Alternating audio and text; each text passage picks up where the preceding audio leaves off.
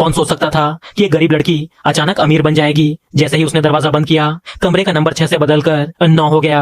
फिर डोरबेल बजी। बाहर एक पार्सल आया था। लड़की हैरान हुई क्योंकि उसने तो कोई पार्सल ऑर्डर ही नहीं किया था।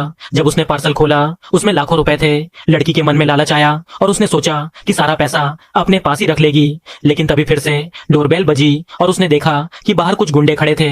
उन्होंने पूछा, कोई पार्सल यहाँ आया है क्या? लड़की ने साफ मना कर दिया, नहीं, यहाँ कोई पार्सल नहीं आया, और गुंडे वहां से चले गए। लड़की ने जल्दी जल्दी पैसे एक प्लास्टिक बैग में भरे और उसे अलमारी के ऊपर रख दिया, लेकिन बैग ऊपर पूरी तरह नहीं टेक पाया। कुछ देर बाद गुंडे फिर से घर में घुसे और उसे मारने लगे। उन्होंने कहा, बताओ पैसा कहाँ है? लेकिन लड़की चुप रही। गुंडे पूरे कमरे में पैसे ढूंढने लगे। तभी वही प्लास्टिक बैग ऊपर से गिर गया।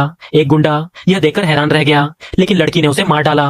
दूसरे गुंडे ने लड़की को मारना शुरू कर दिया और उसका गला दबाने लगा। लड़की ने बिस्तर पर रखी हुई छुरी उठाई और गुंडे के पेट में सीधा वार कर दिया। लड़की ने सोचा कि पैसे लेकर भाग जाए, लेकिन फिर उसे याद आया कि लाश को छुपाना पड़ेगा। और जैसे ही वो दरवाजे के पास पहुंची, उसने देखा कि उसका कमरे का नंबर 6 अब 9 बन चुका है। वो तुरंत अंदर गई और छुरी को अच्छे से धोया। उसके बाद उसने एक गुंडे की लाश को अलमारी में छुपा दिया और दूसरी को डिब्बे में। उसने फर्श पर गिरे सारे खून को साफ किया और थोड़े पैसे अपनी माँ को भेज दिए। बाकी पैसे उसने एक सुरक्षित जगह पर छुपा दिए। फिर उसने ऑनलाइन पासपोर्ट के लिए अप्लाई किया, लेकिन भागना इतना आसान नहीं था, क्योंकि इस समय पैसों का असली मालिक अपने गुंडों को हर जगह पैसे ढूंढने के लिए भेज रहा था। उसे पता चला कि जो पैसे पहुंचने थे वो अभी तक नहीं मिले।